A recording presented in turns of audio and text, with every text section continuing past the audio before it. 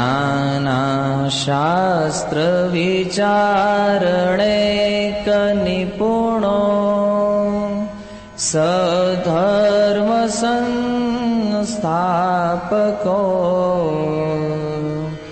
લોકાનામ હિતકારિણો ત્રિભુવને માન્યો શરણ્યાકરો રાધા કૃષ્ણ પદારવિંદ ભજને નંદે નમત્વાલિકો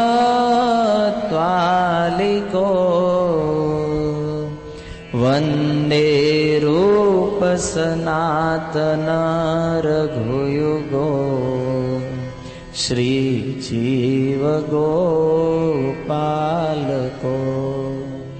શ્રી જીવ ગોપાલકો. પ્રતિ સપ્તાહ ભગવાનના પરમ ભક્તોની કથાઓનું જે રસાસ્વાદન આપણે કરી રહ્યા છીએ,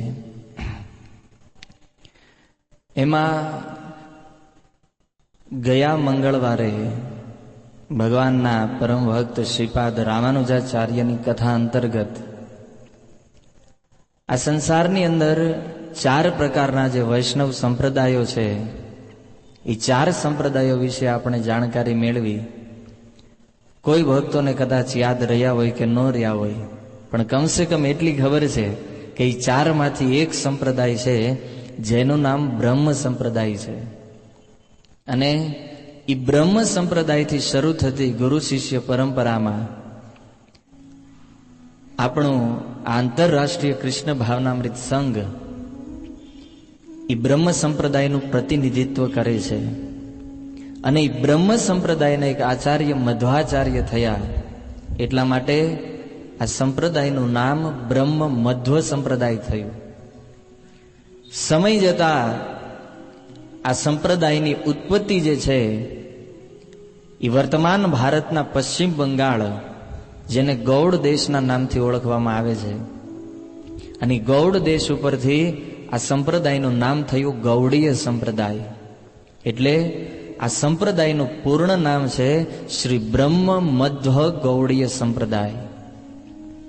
અને આ બ્રહ્મ મધ્વ ગૌડીય સંપ્રદાયનું પ્રતિનિધિત્વ આજે આ આંતરરાષ્ટ્રીય કૃષ્ણ ભાવનામૃત સંઘ ઇસ્કોન કરી રહ્યું છે. મતલબ કે એક વાત નિશ્ચિત થઈ ગઈ કે આપણે બધા જે સંપ્રદાય, જે પરંપરામાં બેઠા છીએ, એ પરંપરા એકદમ શુદ્ધ અને પ્રમાણિત પરંપરા છે. એવું શાસ્ત્રની અંદર કહેવાય છે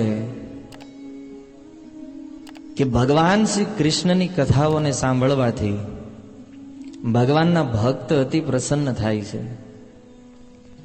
જેવી રીતે શ્રીમદ ભાગવત કે ભગવદ્ ગીતાનું જો શ્રવણ કરવામાં આવે તો ભગવાનના જે ભક્ત છે એ ભક્તો બહુ પ્રસન્ન થાય. પણ ભગવાનની કથાથી જેમ ભક્ત પ્રસન્ન થાય, એમ કહે છે કે ભગવાનના ભક્તોની જો કથા સાંભળવામાં આવે તો ભક્તની કથા સાંભળવાથી સાક્ષાત ભગવાન પ્રસન્ન થાય છે. અને આપણા બધા ભક્તોના જીવનનું લક્ષ્ય શું છે કે ભગવાન શ્રી કૃષ્ણ આપણી ઉપર પ્રસન્ન થાય. તો જો ભગવાનને પ્રસન્ન કરવા હોય, ભગવાનની પ્રસન્નતા જો ચાહતા હોઈએ આપણે, તો ભગવાનને પ્રસન્ન કરવા માટે ભગવાનના પરમ શુદ્ધ ભક્તોના ચરિત્રોને સાંભળવા જોઈએ.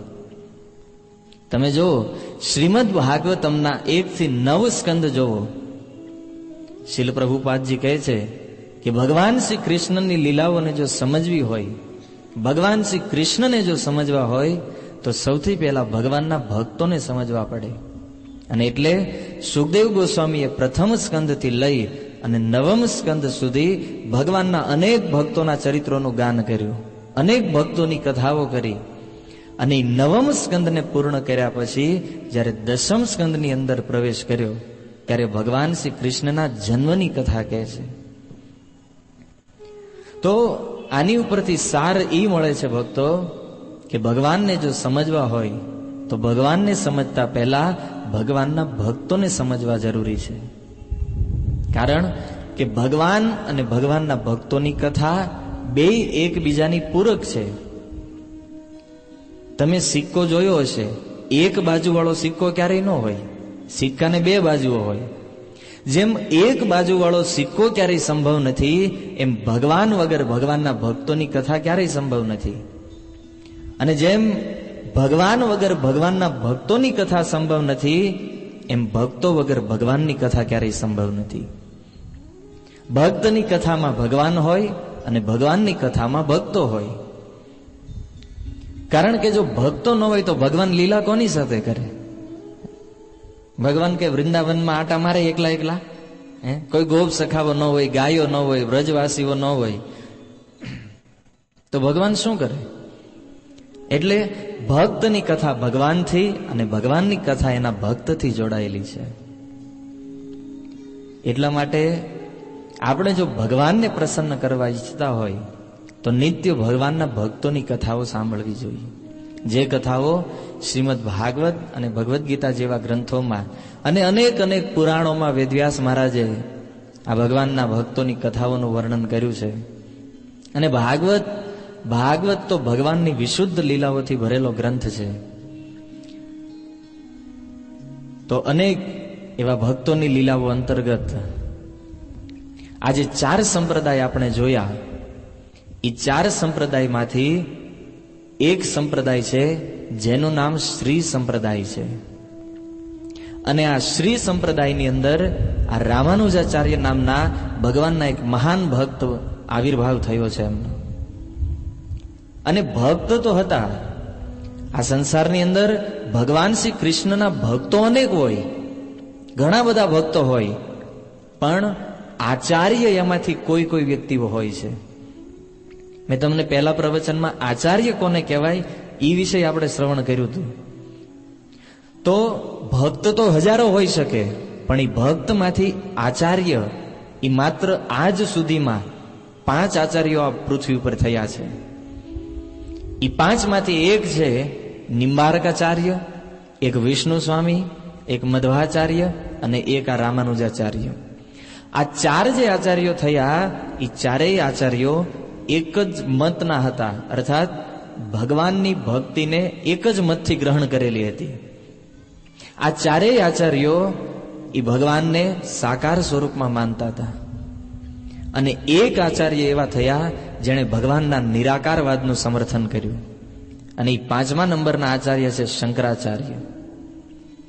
તો આ પૃથ્વી ઉપર આજ સુધીમાં માત્ર 5 જ આચાર્યો થયા છે. પણ કહે છે કે રામાનુજાચાર્યનું જે જીવન છે એ રામાનુજાચાર્યની જીવની બહુ સુંદર છે. અદ્ભુત કથા છે રામાનુજાચાર્યના જીવનની. અને એ કથા આપણા માટે ખૂબ લાભદાયક છે. કારણ કે જીવનમાં ભક્તિ કેવી રીતે કરવી જોઈએ, ભગવાનને કેવી રીતે શરણાગત થવું જોઈએ, એ રામાનુજાચાર્યના જીવન ઉપરથી શીખવા મળે છે. કેમ? કારણ કે આપણે બધા જે ભક્તિ કરી રહ્યા છીએ, પણ આપણને ખબર નથી કે આપણા જીવનનું લક્ષ્ય શું છે. ભક્તિ શા માટે કરીએ છીએ આપણે? કોઈ ભયથી ભક્તિ કરતું હોય, કોઈ પ્રેમથી ભક્તિ કરતું હોય, તો મનમાં વિચાર આવે કે ભયથી કેવી રીતે ભક્તિ થાય.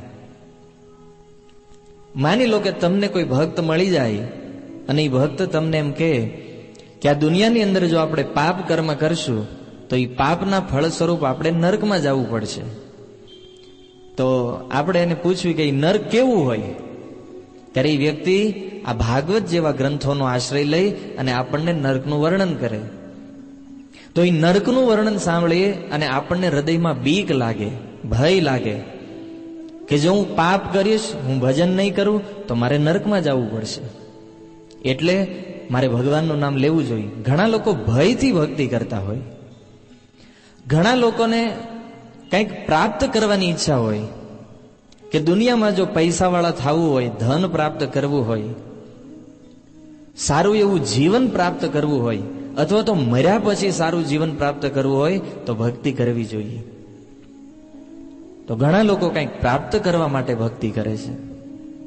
પણ ચૈતન્ય મહાપ્રભુ કહે છે કે કોઈ ભયથી ભક્તિ કરે, કોઈ સ્વાર્થથી ભક્તિ કરે, પણ ભક્તિનો મૂળ ઉદ્દેશ્ય જે છે એ છે ભક્તો કે ભક્તિમાં કોઈ જાતનો સ્વાર્થ ન હોવો જોઈએ, કોઈ હેતુ ન હોવો જોઈએ.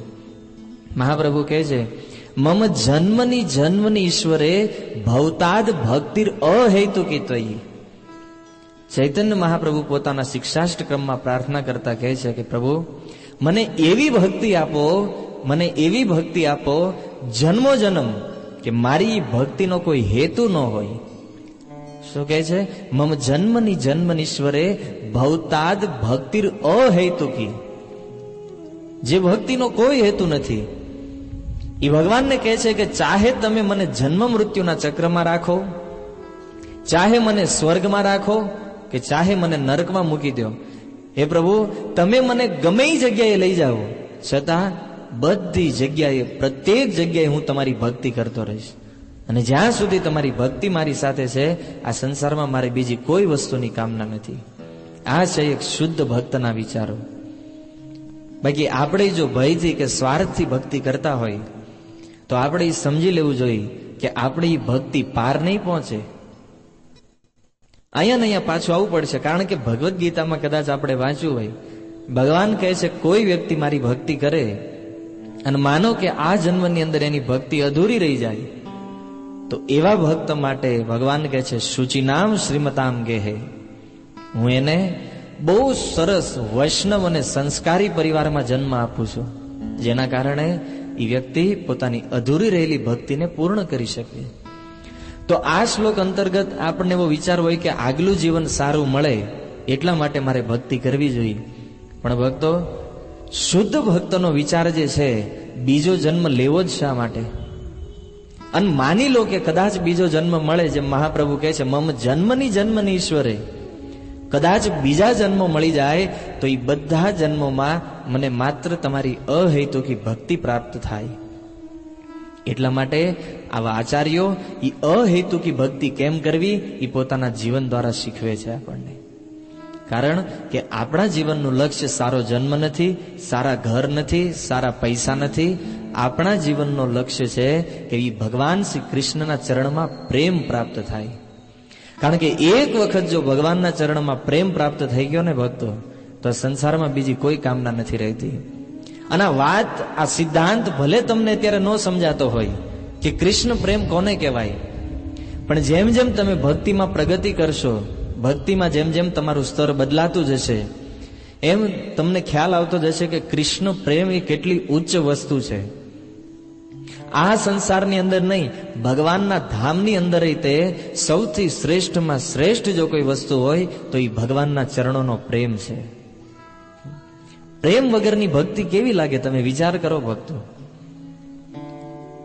આ સંસારની અંદર એક છોકરો એક છોકરીને પ્રેમ કરતો હોય, પણ એ છોકરી એ છોકરાને પ્રેમ ન કરતી હોય તો એ પ્રેમ કેવો લાગે?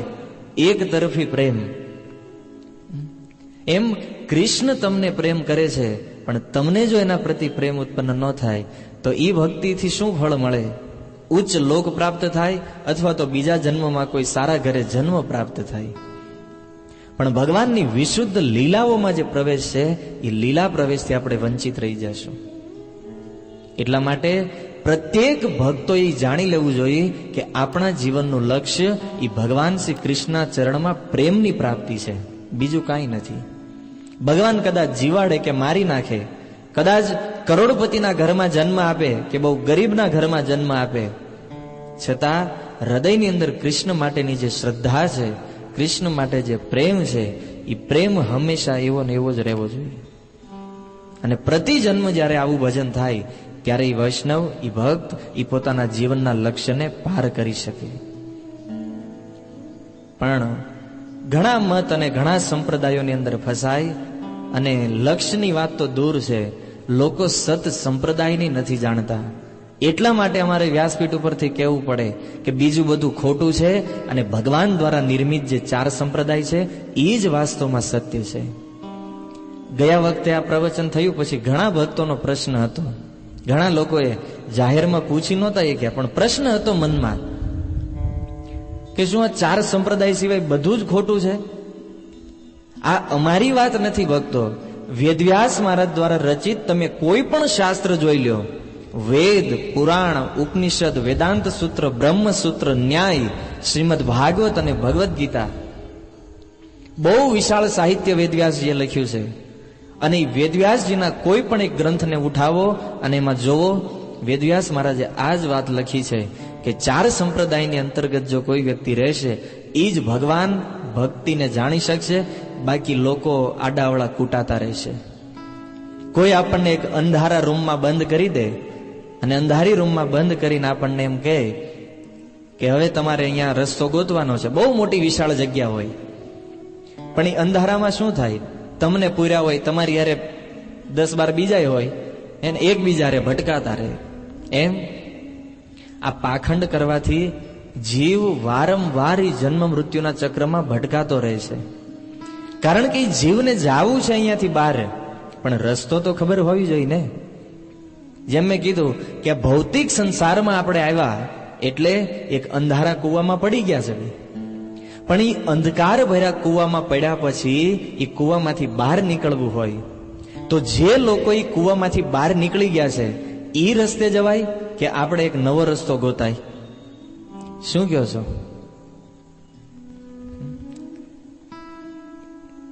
પ્રભુજીનું કહેવું છે ઈ રસ્તે જવાય. આપણી ભાષામાં ઈ રસ્તે જવાય અને વેદવ્યાસ મહારાજની ભાષામાં મહાજનો એન ગતસ પંથા. ભગવાનના ભક્તો મહાજનો જે રસ્તે ચાલ્યા છે ઈ જ રસ્તે આપણે જવું જોઈએ. હવે એ કૂવામાંથી એક જણો દોરડું પકડીને બહાર નીકળી ગયો તો આપણે વેલા પકડવા જવાય કે દોરડું પકડાય? બુદ્ધિમાની શેમાં છે? અને આટલું સચોટ અને પ્રમાણભૂત જ્ઞાન આ સંસારમાં બીજા કોઈની પાસે નથી. કદાચ તમારે બીજે જઈને ટ્રાય કરવી હોય તો કરી શકો છો. આ 4 સંપ્રદાય સિવાય ભાગવત અને ભગવદ્ ગીતાનું પ્રમાણિત જ્ઞાન આ વિશ્વની અંદર બીજા કોઈની પાસે નથી. કેમ? કારણ કે ભગવાન દ્વારા આપવામાં આવેલું જ્ઞાન જે 4 આચાર્યો અહીંયા લઈને આવ્યા એ જ 4 આચાર્યોથી સ્થાપિત આ 4 સંપ્રદાયો છે. અને એમાંનો એક સંપ્રદાય શ્રી સંપ્રદાય, જે શ્રી સંપ્રદાયમાં રામાનુજાચાર્ય પ્રગટ થયા. આ શ્રી સંપ્રદાયના આચાર્ય લક્ષ્મીજી છે. અને એ લક્ષ્મીજીએ ભગવાનથી જ્ઞાન પ્રાપ્ત કર્યું અને લક્ષ્મીજીએ પછી પોતાની પરંપરા, એ પોતાના સંપ્રદાયને આગળ ચલાવવા માટે એ જ્ઞાન એક આચાર્યને આપ્યું. એ આચાર્ય, એ ભક્તએ એ જ્ઞાન પોતાના શિષ્યને આપ્યું અને એ શિષ્યએ એ જ જ્ઞાન એણે પોતાના શિષ્યને આપ્યું. એક પછી એક ગુરુ શિષ્ય પરંપરા કરતા કરતા ઘણા ભક્તો આ શ્રી સંપ્રદાયમાં આવ્યા. અને આ જેટલા ભક્તો શ્રી સંપ્રદાયમાં થયા એ બધાને આલવાર કહેવામાં આવે છે દક્ષિણની ભાષામાં. આપણે અહીંયા ભક્ત કહીએ, દક્ષિણ ભારતની અંદર ભક્તોને આલવાર કહેવામાં આવે. તો આ શ્રી સંપ્રદાયમાં અનેક આલવારો પ્રગટ થયા, પણ આ સંપ્રદાયના મુખ્ય આચાર્ય રામાનુજાચાર્ય છે. પણ એક વાત ધ્યાનમાં રાખજો ભક્તો, કે આ રામાનુજાચાર્ય જે છે એ શ્રી સંપ્રદાયના પહેલા ભક્ત નથી. કારણ કે શ્રી સંપ્રદાયની શરૂઆત થઈ જ્યારે આ સૃષ્ટિનો પ્રારંભ થયો ત્યારથી એ લક્ષ્મીજીની પરંપરામાં એક પછી એક અનેક ભક્તો આવ્યા અને આ રામાનુજાચાર્ય જે છે એ કળિયુગની અંદર પ્રગટ થયા છે. એટલે રામાનુજાચાર્ય પ્રથમ આચાર્ય નથી, વચ્ચે આવ્યા છે, છતાં એ આ સંપ્રદાયના પ્રમુખ આચાર્ય છે. અને રામાનુજાચાર્યના આવ્યા પછી ઘણા ભક્તો આ પૃથ્વી ઉપર આવ્યા રામાનુજાચાર્ય પછી. પણ મેં તમને કીધું કે એક સંપ્રદાયમાં એક જ આચાર્ય હોય. જેવી રીતે આ બ્રહ્મ સંપ્રદાયની અંદર મધ્વાચાર્ય આચાર્ય છે, એવી રીતે શ્રી સંપ્રદાયમાં રામાનુજાચાર્ય છે. તો કહે છે આ રામાનુજાચાર્ય પછી, આ રામાનુજાચાર્યની પહેલા આમ તો આ સંપ્રદાયમાં અનેક આલવારો આવ્યા, પણ એ બધા ભક્તોમાં પરંપરાથી એક પછી એક બહુ મહાન ભક્ત થયા જેનું નામ હતું નાથ મુનિ. આ નામ યાદ રાખજો, કારણ કે આગળ ઘણા નામ આવશે હજી. તો આ શ્રી સંપ્રદાયની અંદર એક મહાન ભક્તનો આવિર્ભાવ અને એમનું નામ હતું શ્રી નાથ મુનિ. આ નાથ મુનિ પરમ વૈષ્ણવ હતા, ભગવાનના પૂર્ણ આશ્રિત, અને પોતાનો દિવસ દરમિયાનનો જેટલો સમય હતો એ બધો સમય ભગવાનની સેવામાં વ્યતીત થાય, વૈષ્ણવોની સેવા કરે. અને આવી રીતે એમનું જે જીવન હતું એ ગુણોથી બહુ ગુણ હતા નાથમુનિની અંદર. એક વૈષ્ણવની અંદર જેટલા ગુણ હોવા જોઈએ એ બધા ગુણ નાથમુનિમાં હતા. અને નાથમુનિએ વિચાર કર્યો કે મારી પહેલા આ સંપ્રદાયમાં ઘણા ભક્તો થયા છે, પણ જેટલા જેટલા ભક્તો આવતા ગયા બધા પોતપોતાની રીતે ટીકાઓ લખતા ગયા. એ બધી ટીકાઓ વેર વિખેર થયેલી હતી. એક આચાર્યની ટીકા અલગ હતી, બીજા આચાર્યની ટીકા અલગ હતી. આવી રીતે જેટલા જેટલા આલવારો થયા એ બધા આલવારોના જે સિદ્ધાંતો હતા એ વેર વિખેર હતા બધા. તો નાથમુનિએ વિચાર કર્યો કે આ બધા સિદ્ધાંતોને ભેગા કરી અને એક ગ્રંથ બનાવવો જોઈએ, જેના કારણે આવનારી જે પેઢી છે એ લોકોને સરળતા રહે. તો નાથમુનિએ એ સાઉથ દક્ષિણ ભારતની અંદર ભ્રમણ કરી અને જેટલા જેટલા આચાર્યોની ટીકાઓ હતી એ બધી ટીકાઓને ભેગી કરી અને એ કવિતા કહેવામાં આવે છે દક્ષિણમાં. આપણે અહીંયા ટીકા કહીએ, દક્ષિણ ભારતમાં એને કવિતા કહેવામાં આવે. તો એ બધા આચાર્યોની કવિતાઓ ભેગી કરી અને બધી કથાઓને ભેગી કરી એ ગ્રંથને નામ આપ્યું દિવ્ય પ્રબંધમ. દિવ્ય પ્રબંધમ અર્થાત જેને તમિલ ભાષાના વેદ કહેવામાં આવે છે. કારણ કે આચાર્યોએ જે કવિતા લખી એ કોઈ સામાન્ય કવિતા નહોતી. આપણે જ્યારે છોકરાઓ સ્કૂલમાં ભણતા હોય ને, વાર્તા રે વાર્તા, ભાભો ઢોર ચારતા, એવી કવિતા નહીં. દિવ્ય, દિવ્ય અર્થાત જે ભગવાનના ધામથી આવેલી છે, એકદમ અલૌકિક કવિતાઓ. આ બધી કવિતાઓનો સંગ્રહ કરી અને દિવ્ય પ્રબંધન નામના એક ગ્રંથની રચના કરી. અને આ ગ્રંથ એને તમિલની અંદર આજે વર્તમાન સમયમાં વેદ તરીકે ઓળખવામાં આવે છે. આપણા વેદ જેમ ઋગ્વેદ, યજુર્વેદ, સામવેદ છે, એમ તમિલ ભાષાની અંદર આ દિવ્ય પ્રબંધમને વેદ માનવામાં આવે છે. અને બધા લોકો આ શ્લોકોનું અનુસરણ કરે છે. આપણા પ્રભુપાદજી આમાંથી ઘણા શ્લોકો લખ્યા છે. ઘણીવાર પ્રભુપાદજી પોતાના તાત્પર્યોમાં આ દિવ્ય પ્રબંધમમાંથી અનેક શ્લોકો કોડ કર્યા છે. તો કહે છે કે દિવ્ય પ્રબંધમનો અર્થ છે જે વેદોનો સાર છે. અને આપણે સૌ જાણીએ છીએ કે વેદોનો સાર શું છે, તો કે વેદોનો સાર છે ભક્તિ. તો એ જેટલી જેટલી કવિતાઓ છે એ બધી કવિતામાં આ જ વાત લખી છે કે પ્રત્યેક વ્યક્તિએ સંસારમાં વેદોનું અધ્યયન કરવું જોઈએ. પણ એ વેદોનો સાર શું છે, તો વેદોનો સાર છે ભક્તિ. વેદ વાંચી લીધા પછી કોઈ વ્યક્તિ ભગવાનનું નામ જપે, ભગવાનની કથાનું શ્રવણ કરે, એને સાર કહેવામાં આવે. તમે પ્રવચનમાં બેઠા છો અને પ્રવચનમાંથી તમને કથા બહુ સારી લાગી, તો એ કથાઓ સાંભળી અને આપણે જ્યારે ભગવાનના નામનો જપ કરતા થઈએ, આપણે હાથમાં જ્યારે માળા લેવી, ત્યારે આપણે આ પ્રવચનના સારને ગ્રહણ કર્યો કહેવાય, હે ને?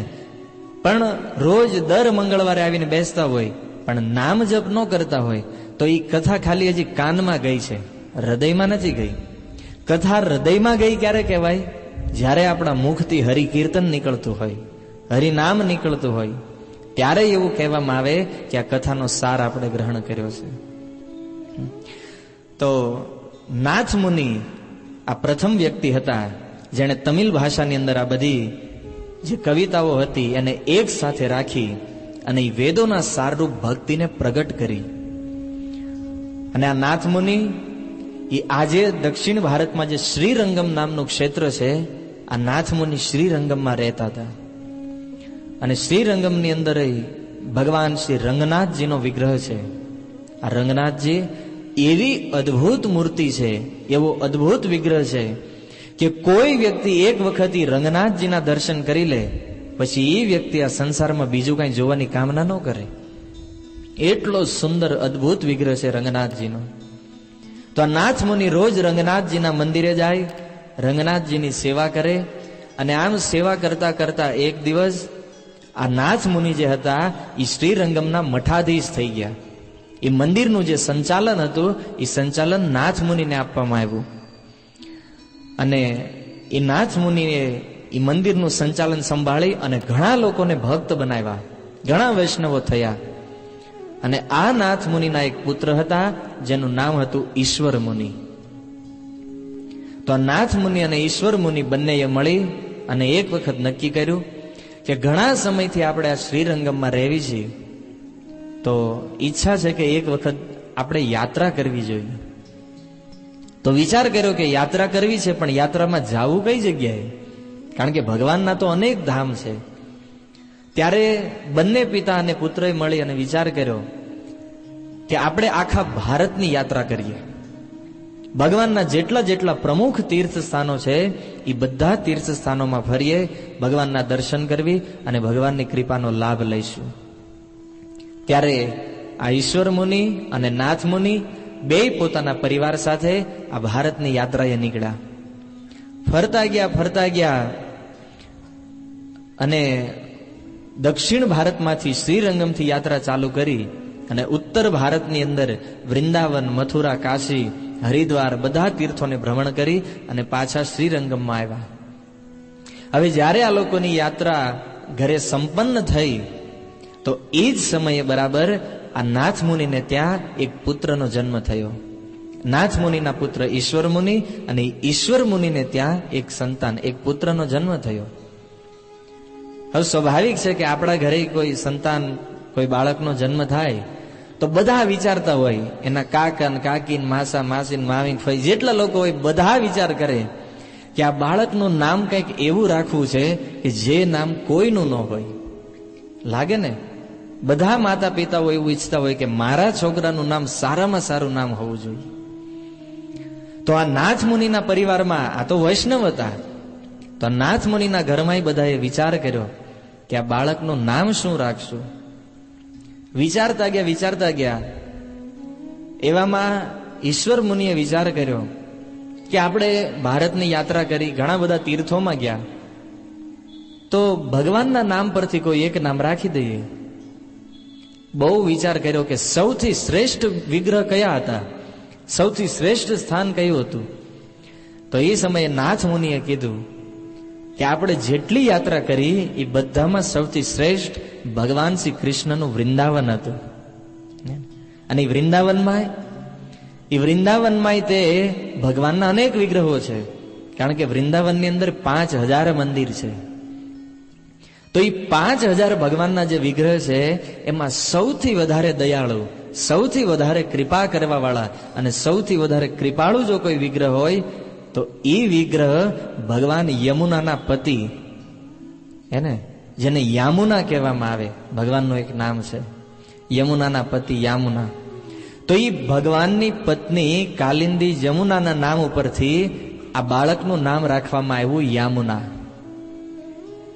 હવે યામુના નામનો બાળક, જેવું એનું નામ હતું એવા જ એનામાં ગુણ હતા બધા. એવો ગુણવાન, બહુ નાની ઉંમર આ યામુનાની, છતાં આચરણમાં એકદમ નમ્ર. અને કહે છે ને, પુત્રના લક્ષણ પારણામાંથી. છોકરા મોટા થઈને કેવા થશે ઈ જ્યારે ઘોડિયામાં હોય ને ત્યારથી ખબર પડે. હવે પડતી હોય કે ન પડતી હોય એ તો જે માતા પિતા હોય એ જાણતા છે, પણ આવી કહેવત છે ગુજરાતીમાં કે પુત્રના લક્ષણ પારણામાંથી. અને આવું કદાચ સત્ય હોય તો અમુક માતા પિતાને ખબર પડી જતી હોય કે આપણો છોકરો કેવો થવાનો છે. એને કદાચ આચરણથી ખરાબ હોય એને પહેલેથી સત્સંગમાં બેહારી દેવો જોઈએ, જેના કારણે જીવન પરિવર્તન થાય. કારણ કે પારણામાંથી જો ખબર પડી જાય કે આ ભક્ત બનશે કે પછી કોકને વ્યાસપીઠ ઉપરથી, તો પણ યામુનામાં અપાર ગુણ.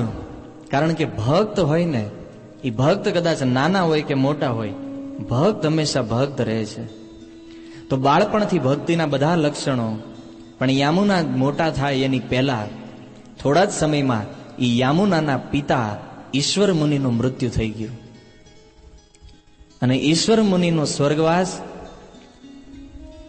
હવે પિતા વયા ગયા અને દાદા જીવતા રહી ગયા.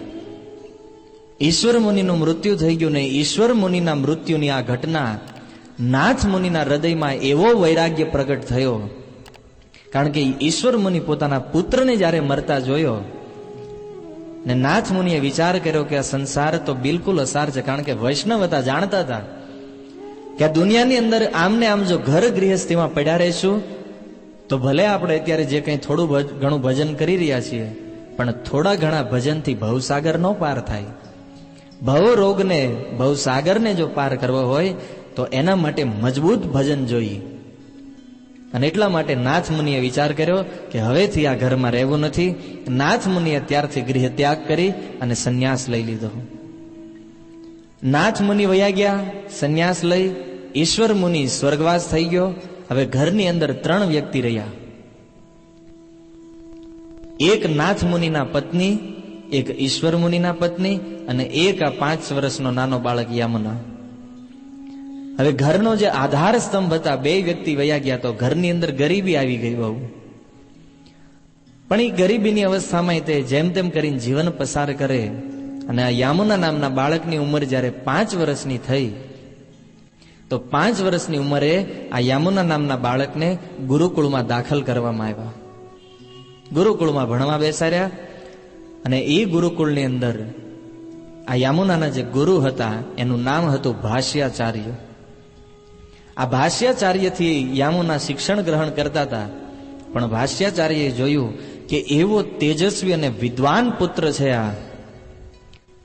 કારણ કે થોડા સમયમાં ખબર પડી ગઈ યામુનામાં કેવા કેવા ગુણ હતા. એકદમ નમ્ર, કોઈ પણ વ્યક્તિની સાથે વાત કરે બિલકુલ શાંતિથી. ક્રોધ નામની વસ્તુ યામુનામાં નહોતી. કોઈ દિવસ કોઈની ઈર્ષા કરે નહીં, કોઈના દોષ જોવે નહીં. જે ગુણ ઘણા લોકોમાં મોટા થયા પછી નથી આવતા એ બધા ગુણ યામુનામાં હતા. પણ એક વિશેષ ગુણનું વર્ણન કરતા કહે છે કે આ યામુના નામનો જે બાળક હતો એ શ્રુતિધર હતો. શ્રુતિધર મતલબ એક વખત જે સાંભળે એ એને યાદ રહી જાય, એ જીવનમાં પછી ભૂલાય નહીં ક્યારેય. આને શ્રુતિધર કહેવાય. કળિયુગ જ્યારે ચાલુ નહોતો થયો એ કળિયુગની પહેલા આ પૃથ્વી ઉપર જેટલા લોકો હતા એ બધા શ્રુતિધર હતા. શ્રુતિધર મતલબ એક વખત સાંભળે એટલે એના મગજમાં લખાઈ જાય, ટાઈપ થઈ જાય. કોમ્પ્યુટરમાંથી કદાચ ડિલીટ થઈ જાય પણ એના મગજમાંથી ડિલીટ ન થાય. એને શ્રુતિધર કહેવાય. તો યામુના શ્રુતિધર ભણવામાં હતી તેજ. પણ એ સમયે કહે છે કે યામુના જે સ્થાનમાં રહેતા હતા એ રાજ્યના રાજા હતા. એ પાંડ્ય વંશના રાજાઓ હતા. તો એ પાંડ્ય વંશના રાજા રાજ્ય કરતા હતા. અને એ રાજાના દરબારમાં એક બહુ વિદ્વાન પંડિત બેસતો હતો. અને એટલો વિદ્વાન કે એ પંડિતને શાસ્ત્રાર્થમાં કોઈ ન હરાવી શકે. જેટલા બ્રાહ્મણો એની સાથે શાસ્ત્રાર્થ કરે બધા હારી જાય, કોઈ એને હરાવી ન શકે. અને ધીમે ધીમે એને પોતાની જ્ઞાન, પોતાના વિદ્યાનું અભિમાન થવા માંડ્યું. અને એવું જોવામાં આવે છે કે જેની પાસે જ્ઞાન, જેને વધારે આવડતું હોય ને એનામાં અહંકાર વધારે હોય. શેનો અહંકાર હોય? પોતાની વિદ્યાનો, પોતાના જ્ઞાનનો. કે મારી પાસે આટલું જ્ઞાન છે, મને આવડે છે. એને જમીનથી 2 ફૂટ ઉપર હાલતા હોય. તો આ વિદ્વાજન જે વિદ્વાન હતો એ બધાને હરાવ્યા. એટલે ધીમે ધીમે અભિમાન વધતું ગયું. અને એને રાજાને કીધું કે જો રાજા, તમારે મને તમારા દરબારમાં રાખવો હોય તો હવે એવો નિયમ બનાવો કે જેટલા જેટલા બ્રાહ્મણો મારાથી શાસ્ત્રાર્થમાં હારી જાય એ બધા બ્રાહ્મણોએ મને કર આપવાનો, ટેક્સ. આજે કેમ ઇન્કમ ટેક્સ વાળા માગે છે, એ બધા લોકોએ મને ટેક્સ આપવાનો. અને જે વ્યક્તિ ટેક્સ ન આપે, જે વ્યક્તિ કર ન ચૂકવે એને મૃત્યુદંડની સજા આપી દો. તો આખા નગરમાં આ વાત ફેલાઈ ગઈ અને બધા લોકો આ વિદ્વાનથી ડરે. જ્યારે જ્યારે વિદ્વાનો ભેગા મળે ત્યારે વિદ્વાનોમાં કોલાહલ થઈ જતો. અને એટલા માટે આ વિદ્વાનનું જે નામ હતું એ મૂળ નામ તો આમાં નથી આપ્યું કથામાં, પણ કહે છે કે આ વિદ્વાનોમાં કોલાહલ થઈ જવાના કારણે એ વ્યક્તિનું નામ પડ્યું વિદ્વાજન કોલાહલ. આ વિદ્વાજન કોલાહલ નામનો પંડિત, અને ધીમે ધીમે એની નામના, એની ખ્યાતિ એટલી બધી ફેલાઈ ગઈ કે કોઈ બ્રાહ્મણ એની સાથે શાસ્ત્રાર્થ કરવા તૈયાર ન થાય. હવે આ વાતનો એને તો અહંકાર હતો, પણ રાજાને એટલો અહંકાર કે આપણા દરબારમાં આટલો મોટો વિદ્વાન પંડિત બેસે છે કે જેને કોઈ હરાવી નથી શકતું. હવે 2 અહંકારીઓ ભેગા થયા.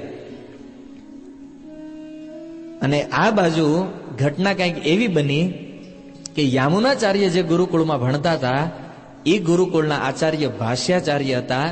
એ ભાષ્યાચાર્યએ કીધું કે યામુના, ઉંમરમાં તું બધા કરતા નાનો છો, મારે કંઈક કામ છે, એટલા માટે હું 1 અઠવાડિયા માટે આ ગુરુકુળને છોડીને બહાર જઈ રહ્યો છું.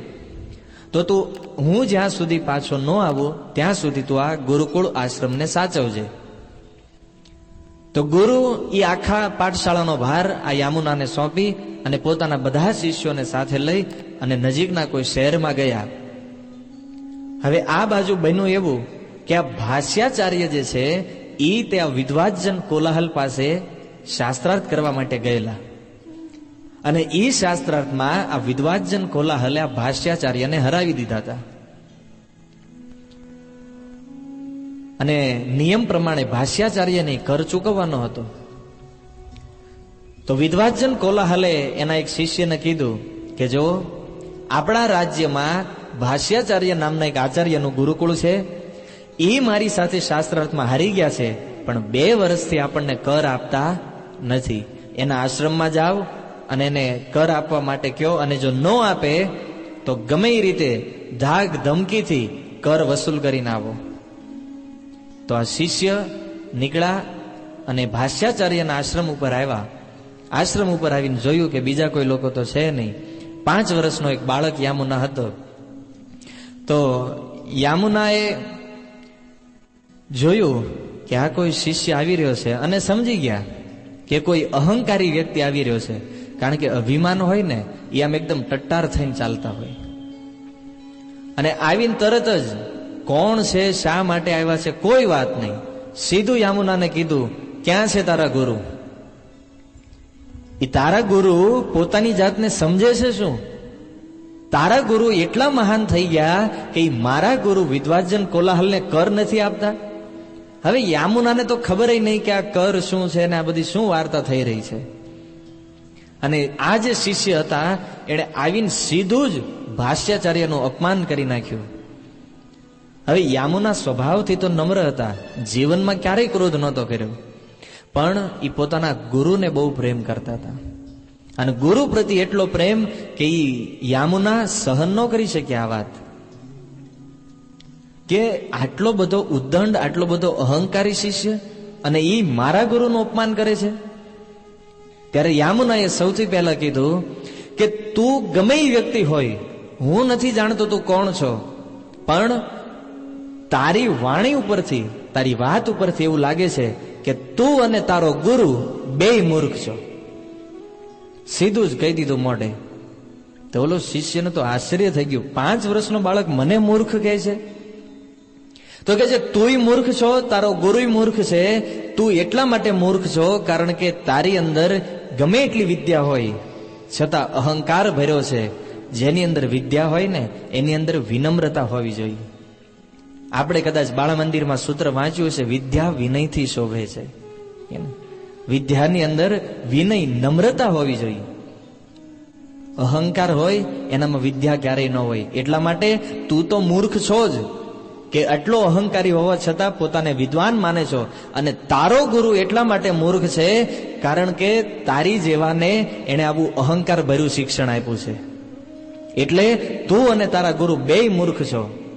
અને આ યામુનાનો જ્યારે જવાબ સાંભળ્યો તો ઓલો શિષ્યના તો રૂવાણા બેઠા થઈ ગયા કે વિદ્વાજન કોલાહલની સામે ઊંચા અવાજે વાત કરવાની દૂર, એ વિદ્વાજન કોલાહલ જ્યારે રસ્તામાં નીકળે તો બ્રાહ્મણો રસ્તો બદલી નાખતા. આટલો ડર અને 5 વર્ષનો બાળક એના ગુરુને. ત્યારે એ શિષ્યએ કીધું કે તારા ગુરુ જે ભાષ્યાચાર્ય છે એણે મારા ગુરુ સાથે શાસ્ત્રાર્થ કર્યો હતો અને મારા ગુરુની સામે તારા ગુરુ હારી ગયા હતા. એટલા માટે નિયમ પ્રમાણે તારા ગુરુએ મારા ગુરુને કર આપવો જોઈએ, પણ તારા ગુરુએ 2 વર્ષથી કર નથી આપ્યો. અને જો તારા ગુરુ કર નહીં ભરે તો એને મૃત્યુદંડની સજા આપવામાં આવશે. અને આ વાત જ્યારે યામુનાએ સાંભળી ત્યારે યામુનાએ કીધું કે તું અને તારા ગુરુ 2 અહંકારી છો, એટલે તું અહંકાર ભરી વાત કરે છો, પણ તારા ઈ ગુરુને હરાવવા માટે મારા ગુરુ તો બહુ દૂરની વાત છે, ખાલી હું જ કાફી છું. સીધી ચેલેન્જ આપી દીધી કે તારા ગુરુને આ 5 વર્ષનો બાળક યામુના હરાવી શકે છે, જાઓ જઈને કહી દો તમારા ગુરુને. અને આ શિષ્ય તરત જ સ્થાન છોડી અને રાજમહેલની અંદર આવ્યો અને મહેલની અંદર આવી અને વિદ્વાજન કોલાહલને કીધું કે ગુરુજી, 5 વર્ષના એ ભાષ્યાચાર્યના એક શિષ્યએ તમારી સાથે શાસ્ત્રાર્થ કરવા માટે ચેલેન્જ આપી છે. અને રાજા એ સમય બાજુમાં બેઠા હતા. રાજાએ વિચાર કર્યો કે 5 વર્ષનો બાળક આટલા મોટા વિદ્વાનને પડકાર આપી રહ્યો છે. રાજા કહે છે આ બાળકને જોવો પડશે. તો રાજાએ સૈનિકોને મોકલ્યા કે જાઓ તમે અને એ બાળકને બોલાવીને લાવો. હવે આ જે સમાચાર હતા એ આખા નગરમાં ફેલાઈ ગયા ફટાફટ, કે મોટા મોટા વિદ્વાન બ્રાહ્મણો જ્યાં વિદ્વાજન કોલાહલથી ડરતા હતા, એ વિદ્વાજન કોલાહલને 5 વર્ષના બાળકે ચેલેન્જ આપી દીધી છે. અને ભાષ્યાચાર્ય જે શહેરમાં હતા ન્યાય ખબર પડી ગઈ કે યામુના નામનો કોઈ બાળક યા વિદ્વાજન કોલાહલની સાથે શાસ્ત્રાર્થ કરવાનો છે. તો ભાષ્યાચાર્ય પોતાનું કામ પડતું મૂકી અને સીધા શ્રીરંગમમાં આવ્યા. અને શ્રીરંગમની અંદર આવી અને યામુનાને કીધું, યામુના, તું નથી જાણતો એ બહુ મોટો વિદ્વાન છે. આ બાજુ રાજાના સૈનિકોને આવવું અને આ બાજુ ભાષ્યાચાર્યને બે એક સાથે.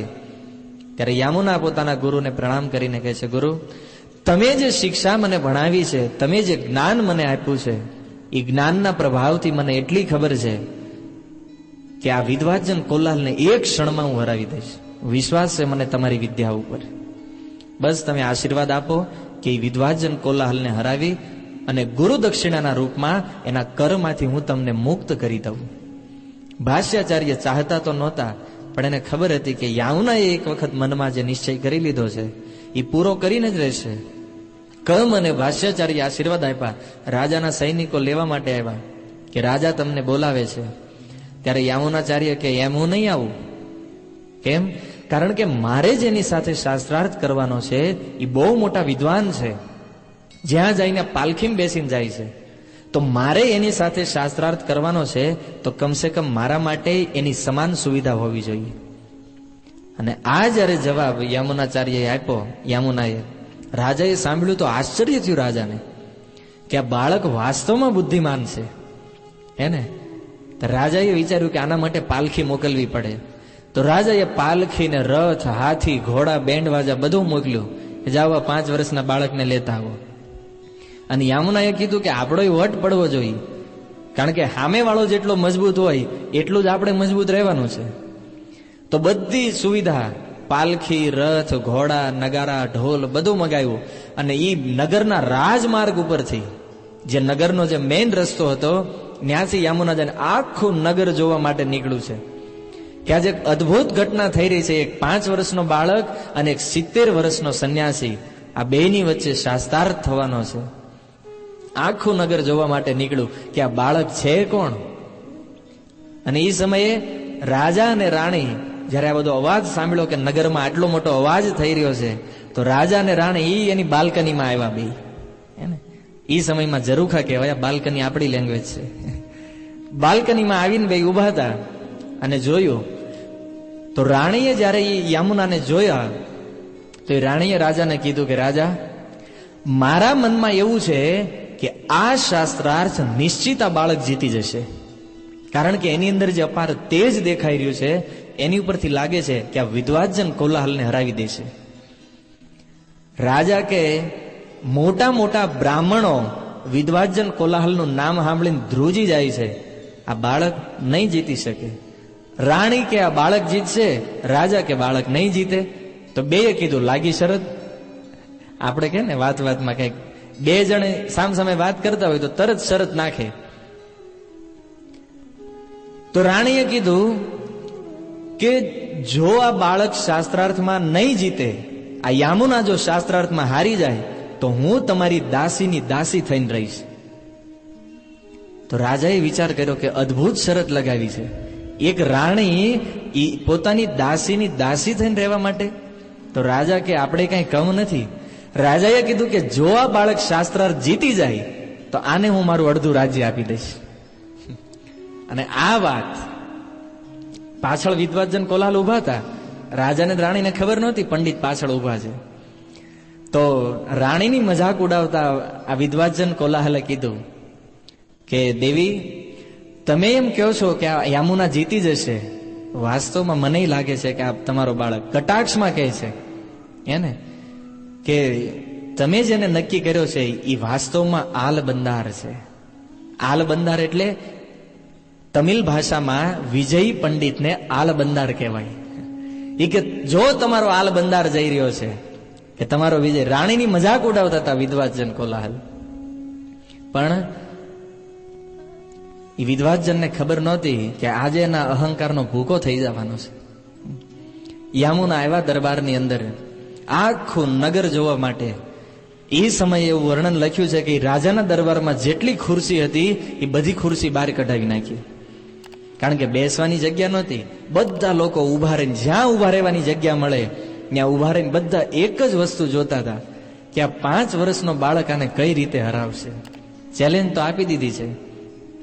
તો શાસ્ત્રાર્થ બેની વચ્ચે ચાલુ થયો. 5 વર્ષનો બાળક યામુનાએ એ વિદ્વાજન કોલાહલને કીધું કે પંડિત, તમે મારી કરતા ઉંમરમાં મોટા છો, મારી કરતા જ્ઞાની તમારી પાસે વધારે છે. એક કામ કરો, તમે સૌથી પહેલા મને પ્રશ્ન પૂછવાનું ચાલુ કરો. તો વિદ્વાજન કોલાહલ એક પછી એક પ્રશ્નો પૂછતા જાય અને યામુનાચાર્ય એક પછી એક શાસ્ત્રનું પ્રમાણ આપી અને એનું ખંડન કરતા જાય. હવે વિદ્વાજન કોલાહલે જોયું કે એક પછી એક જવાબ આ જયારે આપી રહ્યો છે તો થોડી વાર પ્રશ્ન પૂછવાનું બંધ કરી દીધું. તો યામુનાચાર્યએ કીધું કે પંડિતજી, તમે એવું ન માનતા કે હું 5 વર્ષનો બાળક છું એટલે મને આવા તમે સહેલા સહેલા સવાલ પૂછો છો. હકીકતમાં સવાલ સહેલા નહોતા, પણ યામુના એટલા વિદ્વાન હતા કે એને બધા પ્રશ્નો સરળ લાગતા હતા. તો હવે હજારો લોકોની સભા વચ્ચે આ 5 વર્ષના બાળકે કીધું કે તમે હું આવા એકદમ સરળ સરળ સવાલ પૂછો છો? આપણે શાસ્ત્રાર્થ કરવા માટે બેઠા છીએ, તો આ શાસ્ત્રાર્થને શોભા આપે એવા પ્રશ્ન પૂછો. અને આ વાત જયારે કરી તો વિદ્વાજન કોલાહલ તો ક્રોધિત થઈ ગયા અને એ સભાની વચ્ચે કીધું, તું તારી જાતને બહુ મોટો પંડિત માને છો કે હું તને જે પ્રશ્ન પૂછું છું એ પ્રશ્ન તને બહુ સરળ લાગે છે, તું બહુ વિદ્વાન માને છો તારી જાતને. એક કામ કર, પ્રશ્ન તું પૂછ અને જવાબ હું આપી શકે. ઉલટાઈ ગઈ બાજી. અને યામુનાચાર્યએ કીધું, ઠીક છે, તમે જો મને કહો છો તો હું તમને પ્રશ્ન કરું છું, પણ એ પ્રશ્ન કરતા પહેલા મારા 3 વાક્ય છે અને આ 3 વાક્યનું તમારે ખંડન કરવાનું છે. હવે ખંડન કોને કહેવાય? જે વાક્ય વ્યક્તિએ હકારમાં કીધું હોય, જે વાક્ય બોલે એ વાક્યને ઉલટી રીતે કરી દેવાનું, એનું વિરોધી વાક્ય, એને ખંડન કર્યું કહેવાય. જેવી રીતે હું તમને એમ કહું કે એક પ્રભુજી આ સ્થાન છોડી અને બહાર જઈ રહ્યા છે, તો એનું ખંડન શું થાય કે એ પ્રભુજી આ સ્થાનને છોડી અને બહાર નથી જતા. આને ખંડન થયું કહેવાય, વિરોધી વાક્ય. તો યામુનાચાર્યએ સૌથી પહેલા પૂછ્યું, સૌથી પહેલું વાક્ય મારું એ છે કે તમારી માતા વાંજણી નથી. હવે એનું ખંડન શું થાય કે તમારી માતા વાંજણી છે અને આને સાબિત કરવાનું છે. તો વિદ્વાજન કોલાહલ વિચારમાં પડી ગયા કે હું આટલો મોટો પુત્ર છું મારી માનો, અને આ મને એવું સાબિત કરવાનું કહે છે કે મારી માતા વાંજણી છે. કાંઈ જવાબ ન આપ્યો. ત્યારે યામુનાચાર્ય કે બીજો પ્રશ્ન મારો, બીજું વાક્ય કે આપણા જે રાજા છે એ રાજા પરમ પુણ્યવાન છે. તો વિદ્વાજન કોલાહલ તો વિચારમાં પડી ગયો કે આપણા રાજા પુણ્યવાન છે, એનું ઉલટું વાક્ય થાય કે આપણા રાજા પાપી છે. મતલબ પુણ્યવાન છે પણ પરમ પુણ્યવાન નથી. હવે રાજાને કહેવાય પુણ્યવાન નથી, ડોકનો કાપી નાખે. અને જો વાણીથી છે ને ભક્તો, ક્યારેક ક્યારેક ઇનામય મળે અને વાણીથી ક્યારેક મરવું પડે.